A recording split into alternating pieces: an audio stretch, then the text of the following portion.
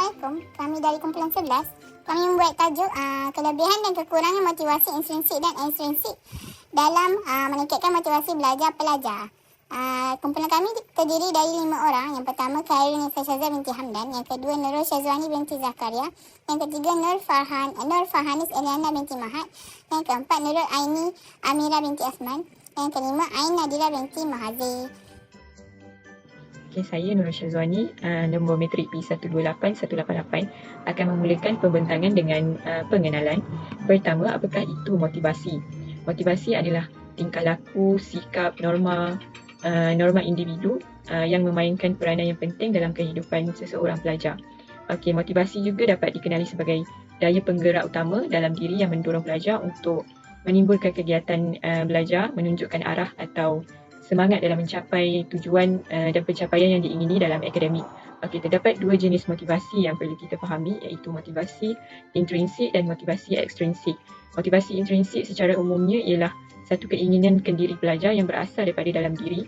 Manakala motivasi ekstrinsik pula ialah satu keinginan kendiri pelajar yang berasal daripada dorongan luar. Okey, kita haruslah mendalami dan memahami dengan lebih lanjut berkaitan kedua motivasi ini agar dapat dipraktikkan dengan baik semasa sesi pengajaran dan pembelajaran. Kerana pelajar terdapat kepelbagaian dalam diri pelajar yang memerlukan mereka untuk menguasai sama ada motivasi ekstrinsik ataupun motivasi ekstrinsik, intrinsik ataupun ekstrinsik. Okey, kelebihan dan kekurangan yang ada berkenaan kedua motivasi ini perlu difokuskan supaya pengaplikasiannya dan kesesuaian mengikut situasi belajar dapat ditentukan dengan baik. Nama saya Nur Farhanis Eliana binti Mahat, bernombor matrik P129977. Saya akan menerangkan isu-isu motivasi ekstrinsik dan intrinsik. Bagaimana motivasi dapat membantu pelajar? So, pelajar ni dengan motivasi, pelajar boleh mewujudkan persekitaran yang positif dan persaingan di kalangan rakan-rakan sebaya yang positif. Jadi motivasi ekstrinsik dan intrinsik ini sangat memainkan peranan untuk membantu perkembangan pelajar. Okey, motivasi luaran ekstrinsik. Ganjaran luaran yang berlebihan menjadikan pelajar lebih manja dan melemahkan motivasi dalaman. So, isu yang pertama, pelajar ini dimanjakan dengan motivasi luaran. Sebagai contoh, apabila pelajar membantu guru akan memberikan ganjaran, iaitu sama ada belanja air ataupun apa-apa sahaja untuk memberi ganjaran kepada pelajar. So, jadinya pelajar tu akan jadi rasa setiap pertolongan pelajar akan dapat ganjaran. So, benda tu akan jadi kepada negatif bila pelajar tu membuat pertolongan menjadi tidak ikhlas. So, poin yang kedua, memberikan ganjaran berbentuk wang ringgit, barang dan sebagainya. So, dalam pelajaran pun kita boleh tengok jika motivasi luaran ni contoh, setiap peperiksaan cemerlang diberikan ganjaran. Pelajar hanya belajar semata-mata mendapat A dan mendapat ganjaran. Kiranya objektif pembelajaran dan pengajaran dalam kelas tidak tercapai. Sekiranya pelajar ni belajar semata-mata hanya untuk ganjaran sahaja. So, seterusnya motivasi dalaman. Pelajar tidak bersemangat dan malas semasa sesi pembelajaran. So, isu ni guru-guru sangat memainkan peranan apabila guru-guru boleh menceriakan kelas, memvariasikan cara pengajaran, kiranya buat inovasi dalam pembelajaran dan pengajaran. So, pelajar akan rasa lesu di dalam kelas bila dia rasa environment dan dalam kelas dia, persekitaran di dalam kelas tidak memberikan environment yang positif. Kawan-kawan pun memainkan peranan apabila sesi pembelajaran sedang berlangsung. Assalamualaikum, nama saya Nurul Aini Amira binti Uthman, nombor matrik P130457. Hari ini saya akan menerangkan berkenaan dengan motivasi intrinsik. Motivasi intrinsik menurut Othman, Ahmad dan Kamarudin 2010. Motivasi adalah tingkah laku individu dalam melaksanakan tujuan dan keinginan mereka sendiri serta dianggap sebagai cara individu melakukan tugasan. Intrinsik bermaksud sebahagian daripada sifat ataupun ciri-ciri seorang atau suatu perubahan yang berlaku dalam kehidupan peribadi dan sosial pelajar. Menurut Dici dan Ryan, motivasi intrinsik didefinisikan sebagai kecenderungan untuk melakukan suatu tugasan kerana individu tersebut menyedari bahawa tugasan tersebut mempunyai ciri-ciri menarik, mencabar dan memuaskan. Okey, poin pertama bagi kelebihan motivasi intrinsik adalah mempunyai rasa ingin tahu. Rasa ingin tahu adalah suatu emosi yang berkaitan dengan perilaku ingin tahu seperti eksplorasi, investigasi dan belajar. Motivasi ini terdiri daripada dorongan dan minat seorang individu untuk melakukan suatu aktiviti tanpa mengharapkan ataupun meminta sebarang ganjaran. Sebagai contoh, seorang pelajar yang bernama Aminah mempunyai rasa ingin tahu yang lebih berbanding rakannya berkenaan dengan sejarah masyarakat Melayu, dan Aminah membuat pembacaan yang lebih bagi mengetahui sejarah masyarakat Melayu berbanding rakan-rakannya. Poin kedua bagi kelebihan motivasi intrinsik adalah meningkatkan prestasi pelajar. Prestasi membawa masuk hasil yang diperolehi, pencapaian ataupun yang dicapai. Sebagai contoh, seorang pelajar menyertai pertandingan lumba lari sekolah dan beliau berjaya menjadi johan dalam pertandingan tersebut. Di sini jelaslah bahawa dengan berjayanya menjadi johan dalam pertandingan tersebut akan meningkatkan prestasi pelajar dan dapat memuaskan keinginan pelajar tersebut. Poin yang ketiga bagi kelebihan motivasi intrinsik adalah perkembangan potensi diri. Perkembangan membawa masuk proses berkembang menjadi maju ataupun tersebar, membiak, meluas, pertumbuhan, kemajuan dan sebagainya. Sebagai contoh, seorang pelajar yang lemah dalam mata pelajaran matematik, beliau berusaha dengan bersungguh-sungguh untuk menguasai mata pelajaran tersebut. Di sini kita boleh melihat adanya motivasi intrinsik dalam diri pelajar tersebut dengan berusaha bersungguh-sungguh untuk menguasai mata pelajaran tersebut. Kelebihan motivasi intrinsik yang keempat adalah matlamat yang jelas. Matlamat yang bermaksud tujuan dan sasaran yang jelas. Sebagai contoh, seorang pelajar mempunyai tujuan dalam pendidikan iaitu menjadi seorang pelajar cemerlang ataupun menjadi ketua dalam organisasi. Jelaslah bahawa di sini seorang pelajar tersebut mempunyai motivasi intrinsik dalam dirinya kerana beliau ingin menjadi ketua dalam organisasi ataupun pelajar cemerlang. Sekian sahaja dari saya. Terima kasih. Saya akan teruskan dengan kekurangan dalam motivasi intrinsik. Kami dapati terdapat 4 kekurangan dalam motivasi intrinsik, iaitu yang pertama dari aspek kewujudan budaya dan latar belakang yang berbeza. Budaya dan latar belakang akan menentukan pemikiran dan nilai yang dipegang oleh pelajar. Tahap pencapaian definisi prestasi belajar yang diukur oleh setiap pelajar berbeza mengikut penilaian mereka sendiri. Cara dan teknik pengajaran yang diajar oleh guru mungkin akan memberi kesan kepada pelajar tertentu sahaja dan tidak secara menyeluruh dan menghasilkan hasil pengajaran yang tidak menyeluruh kepada semua pelajar. Yang kedua adalah dari segi ganjaran atau hasil dalaman sahaja mungkin tidak sesuai untuk dunia praktikal yang sebenar. Keperluan sekolah dan dunia pendidikan yang telah menggariskan pencapaian yang perlu dicapai oleh setiap pelajar memerlukan mereka untuk keluar daripada zon selesa dan nilai personal yang dipegang untuk capai sesuatu tujuan yang ditetapkan. Sebagai contoh, keperluan sekolah dan sistem pendidikan yang memerlukan pelajar untuk lulus mesti lulus dalam subjek sejarah adalah akan memberi kesan kepada pelajar yang tidak berminat dengan subjek sejarah. Okey, seterusnya yang ketiga adalah dari aspek masa, iaitu tidak sesuai untuk pencapaian jangka pendek.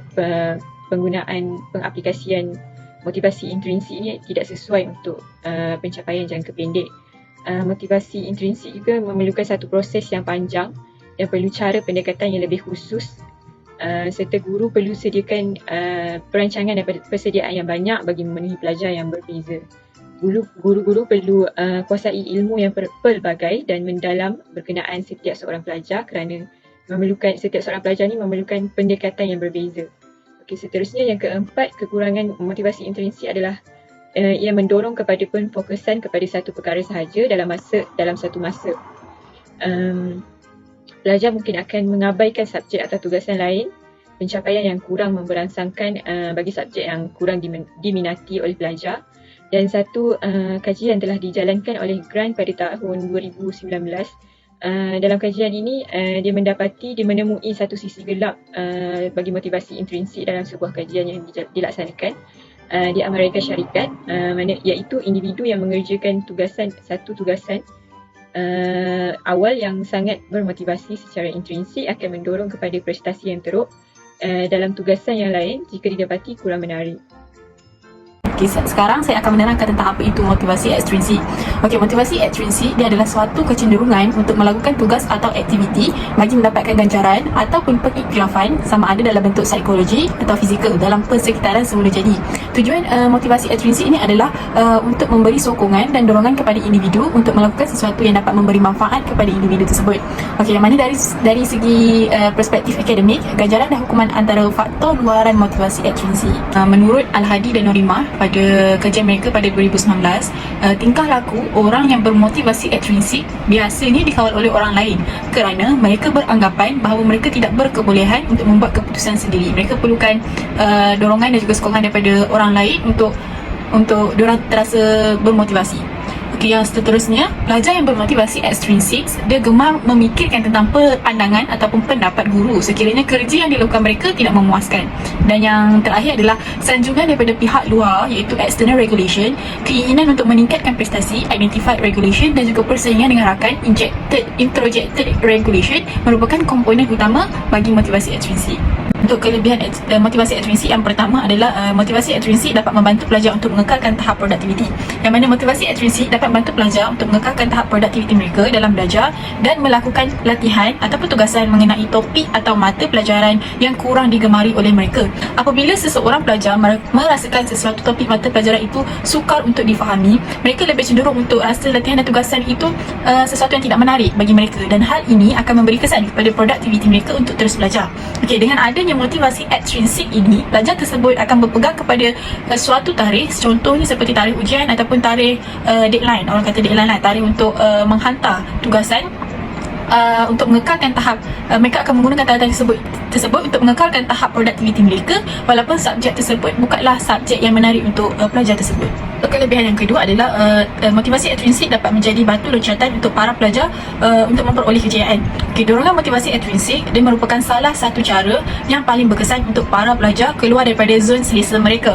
Perkara ini juga dapat membantu pelajar yang sudah berputus asa untuk meneruskan pembelajaran mereka. Sebagai contoh, pelajar yang mempunyai masalah kewangan, mereka lebih cenderung untuk berputus asa dalam meneruskan pembelajaran ke peringkat yang lebih tinggi kerana pada fikiran mereka usaha mereka hanyalah sia-sia kerana akhirnya mereka tak dapat meneruskan pembelajaran mereka kerana keluarga tak dapat membiayai yuran pembelajaran yang tinggi.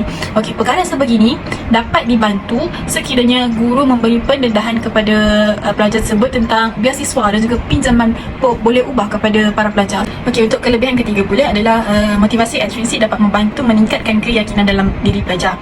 Hal ini dapat dibuktikan yang mana menurut Al-Hadi dan Norimah pada kajian mereka pada tahun 2019, rakan sebaya yang bersungguh untuk belajar sesuatu subjek sering menjadi rujukan dan tumpuan pelajar yang lain bagi mendapatkan bantuan. Hal ini dapat meningkatkan keyakinan pelajar tersebut mengenai ilmu yang ada dalam dirinya dan menaikkan lagi motivasi pelajar tersebut untuk belajar. Justeru dapat membantu rakan sebayanya untuk sama-sama belajar dan peroleh keputusan yang cemerlang. Okey, pelajar itu dia berasa seronok kerana dia mendapat kemasyhuran daripada rakan sebayanya, dan dalam masa yang sama keyakinannya untuk belajar dan berkongsi ilmu semakin meninggi. Dan untuk kelebihan motivasi ekstrinsik yang terakhir adalah dapat memberikan kepuasan kepada pelajar. Okey, pelajar akan bermotivasi untuk terus belajar apabila mereka merasakan usaha mereka berbaloi dengan pujian yang dilontarkan daripada ibu bapa dan juga guru-guru setelah mereka mendapat keputusan yang cemerlang, mereka mendapat grade yang bagus. Okey, pelajar berasa seronok dan puas apabila mendapat markah yang tinggi dalam peperiksaan. Pendekatan motivasi ekstrinsik ini dapat mendorong untuk meningkatkan motivasi pelajar untuk terus belajar. Saya Kairunisa Syazah binti Hamdan, nombor P129676. Saya akan menerangkan tentang kekurangan motivasi ekstrinsik. Yang pertama, efek motivasi ekstrinsik hanya bertahan dalam jangka masa yang pendek sahaja. Pelajar tiada keinginan bagi mencapai sesuatu, sebaliknya hanya mengharapkan ganjaran. Sesuatu tugas dilaksanakan bagi mencapai keinginan pada waktu tersebut. Setelah selesai, tiada penerapan pengajaran yang diperoleh untuk disimpan dalam diri. Sebagai contoh, seperti yang sering cikgu-cikgu di sekolah berkatakan, pelajar mengulang kaji pelajaran semata-mata untuk mendapat keputusan yang cemerlang di dalam setiap ujian bagi mendapatkan ganjaran ujian atau mengelak dari hukuman. Tetapi apabila membuat latih tubi dalam kelas, pelajar tidak dapat menjawab soalan kerana apa yang telah diulang kaji telah pun lupa atau tidak berminat untuk menjawab setelah tamat sesi ujian. Okey, yang kedua, tidak dapat berdikari kerana mengharapkan ganjaran. Tiada daya menguruskan diri sendiri, berasa tidak gembira untuk melakukan sesuatu dan berada dalam keadaan yang tertekan.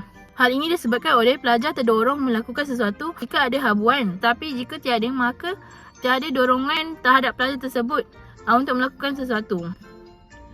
Okay, yang ketiga, kurangan motivasi ekstrinsik adalah kepercayaan pada diri pelajar sukar untuk dikembangkan kerana terbeban dengan pendapat orang lain serta terlalu mengharapkan validasi dari luar. Pelajar yang sering terdorong dengan motivasi luaran sukar untuk menemui potensi dan percaya pada diri sendiri. Disebabkan hal itu, pelajar tiada keyakinan diri dalam melakukan sesuatu.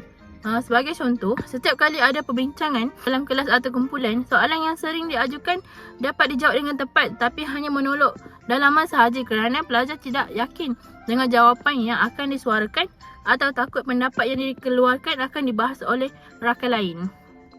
Saya teruskan dengan kesimpulan. Kesimpulannya, motivasi adalah kekuatan dalaman yang mendorong tingkah laku seseorang pelajar berdasarkan keperluan, ganjaran dan usaha. Kedua-dua jenis motivasi iaitu motivasi intrinsik dan motivasi ekstrinsik adalah penting dalam kehidupan kerana masing-masing mempunyai kelebihan dan kekurangan tersendiri. Motivasi intrinsik timbul dari dalam diri seseorang untuk melakukan aktiviti bagi memenuhi kepuasan diri sendiri, manakala motivasi ekstrinsik adalah apabila seseorang itu melakukan sesuatu kerana kekuatan dari luaran, seperti mengelak dari dikenakan hukuman atau mendapatkan ganjaran hadiah atau pujian dan bukan bagi kepuasan untuk diri sendiri. Dalam motivasi intrinsik, ganjaran yang sebenar adalah tingkah laku itu sendiri. Sebaliknya, motivasi ekstrinsik adalah hasil yang nyata seperti hadiah atau tidak nyata seperti hukuman atau pujian adalah ganjaran yang ingin dicapai oleh seseorang.